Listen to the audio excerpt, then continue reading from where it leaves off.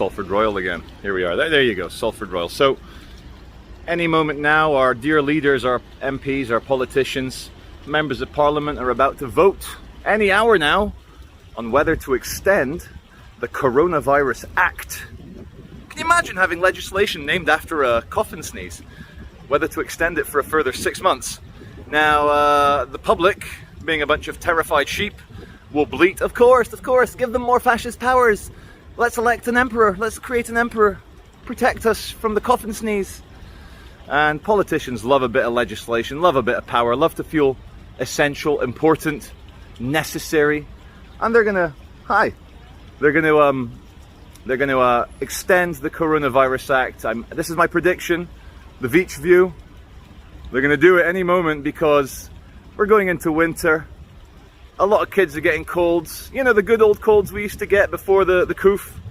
People are getting those. Some of those colds are also coronaviruses, which, if you read the small print, will also test positive for COVID-19 on your little home testing kits and testing facility tests.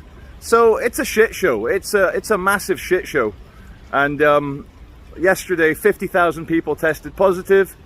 They say 1 in 10 people goes for a test, so they're saying 500,000 now. Delta variant, Alpha variant. We're starting to get the propaganda of them flipping over, you know, ventilated patients in hospital. Now, I'll tell you what I think, now that the dust has settled a bit and you can actually go around and there's no one wearing masks too much. Here's what I think. Let me give you the timeline as to what I think happened. I think the intelligence services were aware that there was some sort of leak at Wuhan, and the Chinese did a massive cover-up. All their figures were lies. So the West, maybe quite rightly, panics if something is potentially a BIOWEAPON and it's released accidentally. That could potentially be bad news. Airborne AIDS, airborne Ebola, we didn't know. So initially, did I support the lockdowns? Well, from a realpolitik, geopolitics point of view, of course I did. You don't know what those Chinese communists were doing inadvertently or on purpose. But then as the months went by, as the years went by, it became clear that this was a bad flu. It was a bad cough and sneeze. You should have kept the elderly at home, the vulnerable, the obese, the people with underlying respiratory conditions. Keep them safe.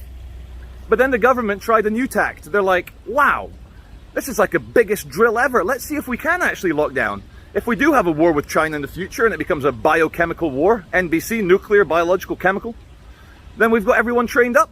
Look how well trained they are for the vaccine. And now we have people with booster shots looking down on those dirty, unprotected, double-vaxxed idiots. And then you've got the purebloods. You've got people with the unaltered mRNA. And there's a lady filming me. You're welcome to. I think, you know, you do well. Make sure you tag me, Charlie Veitch. Thank you. She's going to share me with her friends. And what a lady with good taste. Anyway, in the future, because I think it is affecting childbirth, because people are scared, terrified. Ooh, climate change made people not have kids. Ozone layer made people not have kids. AIDS made people not have kids. The economy made people not have kids. And now, pandemic, ooh, ongoing pandemic, people are scared. So my parting thought is a bit of a joke, but did you know that unvaccinated sperm is the next Bitcoin? Now on that profitable note, take care.